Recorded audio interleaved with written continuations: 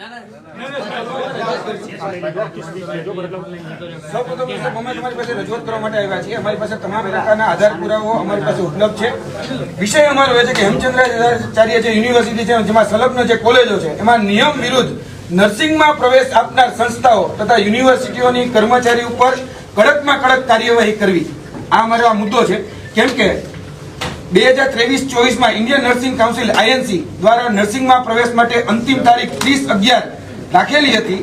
પરિપત્ર સાથે અમે લાવ્યા છીએ અને ગુજરાત નર્સિંગ કાઉન્સિલ દ્વારા 30/11 સુધી રજીસ્ટ્રેશન કરેલા વિદ્યાર્થીઓને કાઉન્સિલના નિયમ 17 એટલે કે જે વિદ્યાર્થીઓને કાઉન્સિલમાં રજીસ્ટર થયા છે એને જ એન્ટ્રી પોર્ટલમાં 23/12 સુધી કરવાની જાણ ગુજરાતની દરેક યુનિવર્સિટીને કરવામાં આવેલી હતી. છતાં પણ આખા ભારતમાં ક્યાંય પણ કોઈ પણ જગ્યાએ કોઈ પણ યુનિવર્સિટીએ એ વિદ્યાર્થીઓને એડમિશન નથી કર્યા. ખાલી ફક્ત HNGU જ કર્યા છે. સૌરાષ્ટ્ર યુનિવર્સિટીએ નથી કર્યા, દક્ષિણ ગુજરાતે નથી કર્યા કે નથી ગુજરાત યુનિવર્સિટી કર્યા. તો પહેલા તો પ્રશ્ન એ છે કે HNGU છે કાંઈ એને કઈ આપણે કઈ અલગ પ્રકારનું વિરુદ્ધ આપ્યું છે, કઈ અપવાદરૂપ છે? શા માટે ભાઈ એને એડમિશન આપવામાં આવ્યા? આ નિયમ વિરુદ્ધ છે. અમારી પાસે તમામ પ્રકારના સર્ક્યુલર એ પણ અત્યારે ઉપલબ્ધ છે. INC છે, બરાબર છે, ઇન્ડિયન નર્સિંગ કાઉન્સિલ એનો પણ અત્યારે સર્ક્યુલર અમારી પાસે છે. આ ગુજરાત નર્સિંગ કાઉન્સિલ છે એનો પણ અત્યારે અમારી પાસે સર્ક્યુલર ઉપલબ્ધ છે. તમે અહીંયાથી જે કહી શકાય કે કોલેજોને જાણ કરી હતી એનો પણ પરિપત્ર અમારી પાસે છે. આ જે રિઝલ્ટ NIOSS દ્વારા જે બહાર પાડવામાં આવ્યું અને એના પછી કોઈ પણ પ્રકારે રજીસ્ટ્રેશન થઈ શકે નહોતા, છતાં પણ તમે કર્યા. તમે જેટલી જાણ કહી શકાય યુનિવર્સિટીઓને માધ્યમે કરી એ પણ અમારી પાસે છે. આ યુનિવર્સિટીનો કહી શકાય કે સંસ્થાઓ જે કોલેજો છે એનું લિસ્ટ છે કે જેમાં તમે આ લોકોને મંજૂરી આપી. હવે અમારે તો પેલા એ જ જાણવું છે કે મંજૂરી શા માટે આપવામાં આવી? એક મિનિટ પ્લીઝ. યુનિવર્સિટીના ફર્નિચરના કેવું કોઈ નુકસાન નહીં, કોઈ વસ્તુ અમે નુકસાન નહીં કરીએ, વિદ્યાર્થીઓ છીએ. આ લોકોને તમે કયા કાયદા અંતર્ગત આ, કારણ કે તમામ બાબતોમાં નિયમો અમે જાણીએ છીએ. જેટલી પણ ગાઈડલાઈનો છે બધી જ ગાઈડલાઈનો અમે વાંચી છે. જે નિયમ 17 છે 17 પ્રમાણે તમે કોઈ પણ સંજોગોમાં એને એડમિશન ના આપી શકો, છતાં પણ ક્યાં આવા વિશેષ અધિકારનો ઉપયોગ કરી અને તમે ફક્ત HNGU જ આ જે સંસ્થાનો છે એ સંસ્થાઓને જ એડમિશન આપ્યા. બાકીના જે વિદ્યાર્થીઓ કે બીજા સૌરાષ્ટ્ર યુનિવર્સિટી છે, ગુજરાત યુનિવર્સિટી છે, દક્ષિણ છે, એ ક્યારેય કન્સિડર નથી કરતી. તો તમે શા માટે આને કન્સિડર કર્યા? પહેલો તો મારો પ્રશ્ન એ જ છે. ભૂતકાળમાં અમે જે સંસ્થાઓને જેને મળ્યા છીએ તો એ સંસ્થાના જે કહી શકાય કે સત્તાધીશો છે એ સંસ્થાના સત્તાધીશો મારા જે બાળકો છે જેને એડમિશન આમાં લીધા છે 1 વર્ષ તો સાહેબ તમે ઓલરેડી એનું બરબાદ કરી જ નાખ્યું છે. કારણ કે આ નિયમો અંતર્ગત, ઇન્ડિયન કાઉન્સિલના નિયમો અંતર્ગત એ લોકો જયારે આ સર્ટિફિકેટને વેરીફાઈ કરવા માટે જશે ને ત્યારે એનું સર્ટિફિકેટ વેરીફાઈ જ નહીં થાય. ભલે 3 વર્ષ કે 4 વર્ષનો કોર્સ હશે નર્સિંગનો, એ નર્સિંગનો કોર્સ પૂરો કર્યા બાદ પણ એનું જે સર્ટિફિકેટ છે ને એ ક્યારેય વેરીફાઈ થવા નથી. આ હકીકત છે. તો તમે કયા આધારે એને એનરોલમેન્ટ નંબર આપ્યા અને HNGU શા માટે એમાં એનરોલમેન્ટ નંબર આપ્યા એ મારો મુખ્ય પ્રશ્ન છે. પરીક્ષા બી તમે લીધી 1 વર્ષની અને બાકીના તમે અમને કદાચ અહીંયાથી જાય એ પહેલા તમે અમને લેખિત આપજો કે આ લોકોની ડિગ્રી છે એ ડિગ્રી વેલિડ રહેશે. અમારે લેખિતમાં જોઈએ છે, મળશે.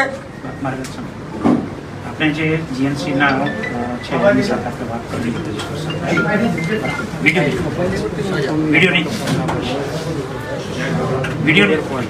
મીડિયા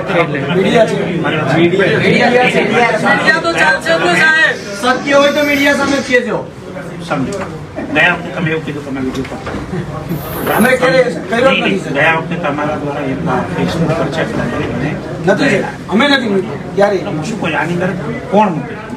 કોઈ તમારામાંથી જણાવ્યું સાહેબ? આ મીડિયા છે, અમે કોઈ એને કહી ન શકીએ. એમાં ફેસબુક પર બધું સમજો. તમે એક બાજુ વાત કરો છો, બીજી બાજુ સાચી વાત બહાર દર્શાવો. બરાબર સાહેબ અત્યારે જે મુદ્દો લઈને આવ્યા છે હાઈકોર્ટ લાઈવ સ્ટ્રીમિંગ ની સુવિધા આપે. હાઈકોર્ટનું લાઈવ સ્ટ્રીમિંગ માટે તો લાઈવ આપણે ભાઈ રજીસ્ટ્રેશન આપણે આ વખત પર આગળ ચાલીએ છીએ. આપણે જે તે કોલેજ છે જે તમે જે એડમિશન આપેલા એ લોકોનું કહેવાનું એવું છે કે સાહેબ ભૂતકાળની અંદર પણ NIOS ના જે રિઝલ્ટ લેટ આવ્યા એના ઇમ્પ્રુવમેન્ટ થયેલા છે એવું એમનું. બીજી વસ્તુ એ છે કે આપણે GNCની અંદર પૂછ્યું તો GNCની અંદર એવું કહ્યું કે સાહેબ એક લેટર તમને અમને એડમિશન જેટલી કોલેજો છે એ કોલેજો પાસેથી સાહેબ ઇન્ડિયન નર્સિંગ કાઉન્સિલ તો ઉપર નહીં હોય ને નહીં હોય નહીં હોય ને પણ એની જે તારીખ છે એ તારીખ તો ટપી ગઈ છે ને સમજી ગયો મેં એ પણ તપાસ ખાલી રજિસ્ટ્રાર લેવલની ઉપરના લેવલ પૂછ્યું મેં ફોન કર્યો છે ઇન્ડિયન નર્સિંગ કાઉન્સિલ મેં એડમિશન કહેવાય ને સાહેબ તારીખ પતી ગયા પછી તમે એડમિશન આપો એટલે કેવી રીતે મારી વાત સમજો ભૂતકાળની અંદર ત્યારે નહીં નર્સિંગના એડમિશન થયા છે તમારી પણ એમાં એવું છે કે એ વખતે રિઝલ્ટ વહેલા છે આ વખતે અમે તમને ક્લિયર કરી શકતા પણ તમારા અધિકારીઓને ચોક્કસ બ્લેમ કરીએ છીએ જે અમે જે એડમિશન આપેલા છે એમનું કહેવાનું એવું છે કે ભૂતકાળની અંદર સાહેબ આપણે એનો આયોજન જે મોટા આવ્યા સમજો એ લોકોને આપણે ભૂતકાળની અંદર આપેલા છે ગુજરાત રાજ્ય સિવાય આપેલા છે પણ સર ભૂતકાળમાં ટાઈમસર એડમિશન રિઝલ્ટ આયેલા ને અત્યારે લેટ સાહેબ અમારે આ તારીખ ટપી ગયા પછી આવ્યા છે એના રિઝલ્ટ જે લેવલ પર આપણે ઉપર રજૂઆત કરવાની છે આપણે કરીએ જ છીએ અત્યારે પણ સાહેબ વિદ્યાર્થીઓનું એક વર્ષ બગડી ગયું છે ઓલરેડી 6 મહિના ના સાહેબ ગયા વર્ષે પરીક્ષા લઈ લીધી આમાં 6 મહિના સાહેબ પ્રશ્ન શું છે આઈએમસી 6 મહિના પછી એડમિશન આપશે ફરી આઈએમસી એ છે ને એવું કીધું કે જો અમે આને એડમિશન આપીએ અમારો પ્રયત્ન એવો છે કે આ વિદ્યાર્થીઓને એડમિશન કાયમ થાય પણ Indian nursing council Gujarat nursing council એવું કીધું કે અમે ઇન્ડિયન નર્સિંગ કાઉન્સિલને મોકલીશું બરોબર પણ 99.99% એ કન્ફર્મ નહીં કરે બરોબર નહીં કરે બરોબર એટલા માટે કે આ એક દાખલો બેસી જાય તો દર વર્ષે આ ઇસ્યુ ઊભો થાય બરોબર છે એટલે કાયદાકીય હવે પ્રશ્ન શું થયો છે તમને એ અમે કહીએ છીએ છોકરાઓને સંસ્થાઓએ દબાયા છે સંસ્થાઓએ એવું કીધું તમે ક્યાંક ફરિયાદ કરશો તો અમે હેરાન કરીશું હવે પરિસ્થિતિ એવી જો આપણે અત્યારે વિદ્યાર્થીઓને જાણ નહીં કરી તો એક વર્ષ તો બગડ્યું છે હવે જો તમે અત્યારે એને જાણ ના કરો તો તમે પ્રોસેસ જે સરકારી સિસ્ટમ છે તમે જીએનસી ને મોકલશો આજે 1 મહિનો થયો હજુ આપણે મોકલ્યું નથી હજી તો અહીંયા સુધી આવ્યું જ નથી અમે પૂછી લીધું છે મેં મારી વાત સાંભળો. આપણે બધી કોલેજ પાસેથી માહિતી મંગાવી પણ આપણી જોડે હોય યુનિવર્સિટી એનરોલ કર્યા હોય માહિતી મંગાવવાની જરૂર નથી સાહેબ. પણ એના હોય જે 30 સુધી એ લોકો શું કરે છે માહિતી આપણે પણ સાહેબ તમે એનરોલ તમે કર્યા છે સાહેબ, તમારી જોડે લિસ્ટ હોય તો માંગવાની જરૂર નથી. એ આપણી બધી જ કોલેજો છે. આપ તો પછી મંગાવવા માટેનું તો ટાઈમ વેસ્ટ કરવાનો આપણે શું કર્યું કે 30 પછી જે એડમિશન આજે પણ 6 કોલેજો છે કે જેને પૂરી માહિતી આજે તો સાહેબ તો તમારી પાસે છે કે તમે એનરોલ કર્યા છે. નહીં. સાહેબ, એની પાસે માહિતી ક્યાં લેવાની જરૂર છે આપણે એનરોલ કર્યા તો માહિતી આપણી પાસે અવેલેબલ હોય ને એડમિશનની તારીખ સાહેબ, જો તમે સાહેબ ભટકાવો કે ભરમાવો ને તો એ હવે પોસિબલ નહીં થાય. ખેંચવાની વાત છે.